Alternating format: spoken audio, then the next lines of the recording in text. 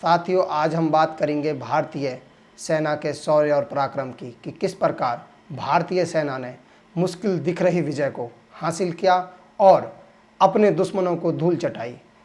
साथियों, आज हम बात करने वाले हैं 1999 में लड़ा गया कारगिल युद्ध।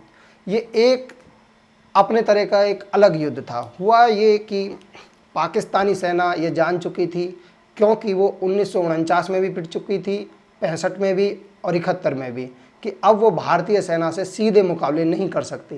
तो उसने एक रणनीति बनाई, क्यों ना भारतीय सेना पर धोखे से हमला किया जाए और घुसपैठ के जरिए ये कहा जाए कि ये तो आतंकवादी हैं, पाकिस्तानी सैनिक नहीं हैं, धावा बोला जाए। परंतु जिनके इरादे नेक नहीं होते वो कभी कामयाब भी नहीं होते, और ये पाकिस्तान के भी साथ हुआ ये 3 मई 1999 को जम्मू कश्मीर के डिस्ट्रिक्ट कारगिल के एक स्थान गारकौन गांव पर कुछ हथियारबंद लोगों ने घुसपैठ की, जिसकी सूचना तासी नाम ग्याल के एक व्यक्ति ने भारतीय सेना को दी।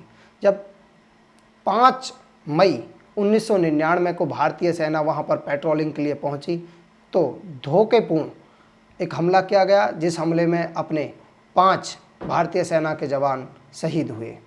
इसके बाद भारतीय सेना को ये चीज़ समझने में बिल्कुल भी देर नहीं लगी। ये कोई घुसपैठ नहीं, ये सीधा सीधा हमला है। घुसपैठियों का चोला ओढ़कर पाकिस्तानी सेना ने यह आक्रमण किया है। साथियों, पहले तो हम आपको ये बता दें कि इसके पीछे के इतिहास में ले जाने की ज़रूरत है। ये जो कारगिल युद्ध रचा गया, इससे पहले एक और राजनीतिक घटना हुआ ये कि फरवरी 1999 को उस समय के तत्कालीन प्रधानमंत्री अटल बिहारी वाजपेयी अपनी ऐतिहासिक बस यात्रा लेकर पाकिस्तान गए, और वो तो शांति का संदेश लेके गए थे, पर पाकिस्तान की सेना और सरकार ने उनको क्या दिया? धोखा उनको मिला कारगिल में। जब अटल बिहारी वाजपेयी वहाँ की सरकार से बात कर रहे थे तो उसी समय पाकिस्तानी सेना के प्रमुख और उसके लेफ्टिनेंट जनरल के रैंक के अधिकारी एक प्लान कर रहे थे कि किस प्रकार भारत को कश्मीर से अलग किया जाए और किस प्रकार वहाँ पर डर का माहौल बनाया जाए। बाद में तो ये चीज़ें सारी परवेज़ मुशर्रफ ने भी अपने अलग अलग इंटरव्यू में स्वीकार की, पर उस समय एक किताब छपी, ये खामोशी कहाँ तक, और इसको किताब को लिखने वाले थे पूर्व chief of army staff Shahid Aziz, जो बाद में ISI के प्रमुख भी बने। उन्होंने लिखा कि परवेज़ मुशर्रफ, मोहम्मद अजीज़, मोहम्मद जावेद हसन, महमूद अहमद, इन 4 सेना के अधिकारियों ने एक प्लान ये किया कि भारतीय सेना जो सियाचिन में है उसकी सप्लाई लाइन को काट दिया जाए, और जब भारतीय सेना की सप्लाई लाइन काटती जाएगी तो उसको सियाचिन में घेरा जाए और या फिर सियाचिन से उसे बाहर किया जाए। ये योजना थी कारगिल को कब्जाने के बाद। और फिर एक माहौल बनाया जाए, इंटरनेशनल माहौल बनाया जाए कि भारतीय सेना LOC को नहीं मान रही है, या फिर ये अलग अलग चीज़ें, अलग अलग कहानियाँ गढ़ी जाएं। होना ऐसा कुछ भी नहीं था, हुआ भी नहीं। 15 मई आते आते भारतीय सेना ने वहाँ पर अच्छे से तैयारी करी और सरकार ने भी उसको एक खुली छूट दी। परंतु कठिनाई ये थी कि जहाँ पर पाकिस्तानी सेना ने घुसपैठ किया था कि वो ऊंचे इलाकों में पहुँच गई। ऊंचे इलाकों में वो बंकर थे कि जहाँ पर भारतीय सेना गर्मियों में रहती थी और सर्दियों में उसको खाली कर देती थी। पिछले 30 साल तक कोई ऐसी घटना भी नहीं घटी, तो भारतीय सेना को अंदाज़ा था कि पाकिस्तान अब सीधे युद्ध लड़ने की स्थिति में नहीं है, परंतु पाकिस्तान ने घुसपैठ करी। कठिनाई ये थी, कठिन युद्ध इसलिए था कि भारतीय सेना नीचे पर थी और पाकिस्तानी जो सेना थी वो चोटी पे बैठी हुई थी। भारतीय सेना को 2 काम करने थे, एक तो चोटी तक जाना था, दुश्मन की गोलियों से भी बचना था, और गोली का जवाब गोला से देना था। तो सारी चीज़ें भारतीय सेना ने करी, और ये सारी चीज़ें होती हैं कि जिनके सिर में दिमाग होता है और जिनकी बाजुओं में बल होता है, उनसे नहीं होती। जो अपने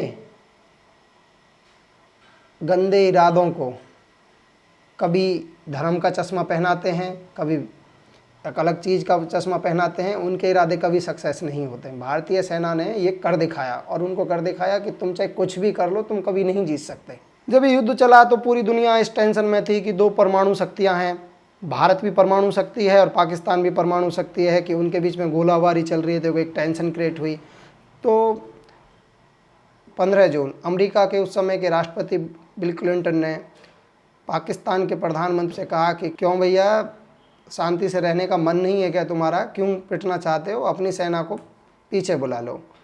बात हुई, वो नहीं माने तो फिर बात और आगे गई। भारतीय सेना ने पुरजोर कार्रवाई करी और 25 मई 1999 को वायुसेना का दखल हुआ, और वायुसेना के दखल के बाद जो वहाँ घटना घटी, कुछ भी नहीं बचा पाकिस्तान के लिए। प्याज भी खाई और जूते भी खाए, वो वाली कहानी उसके साथ हुई। भारतीय सेना ने टोलिंग और टाइगर हिल्स पर तिरंगा फहराया, विजय बनी। 14 जुलाई 1999 को तत्कालीन प्रधानमंत्री माननीय अटल बिहारी वाजपेयी ने ऑपरेशन विजय को सक्सेसफुल घोषित किया।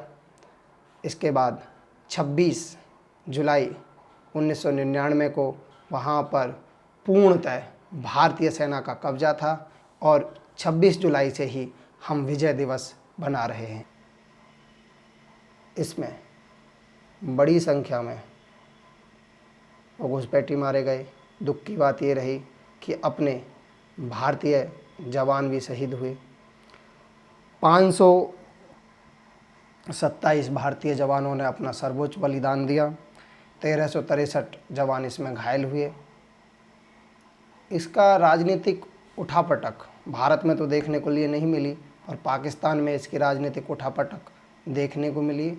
हुआ ये कि उनकी लोकतांत्रिक सरकार, सो कॉल्ड लोकतांत्रिक सरकार को उस समय के सेना प्रमुख जनरल परवेज़ मुशर्रफ ने पलटते हुए वहाँ पर तानाशाही स्थापित करी। आखिरी सीख यही है कि जितनी बार आओगे उतनी बार पिटोगे। आना छोड़ दो, पिटना हो जाएगा। तुम अपने घर में खुशी रहो, हम यहाँ खुशी हैं।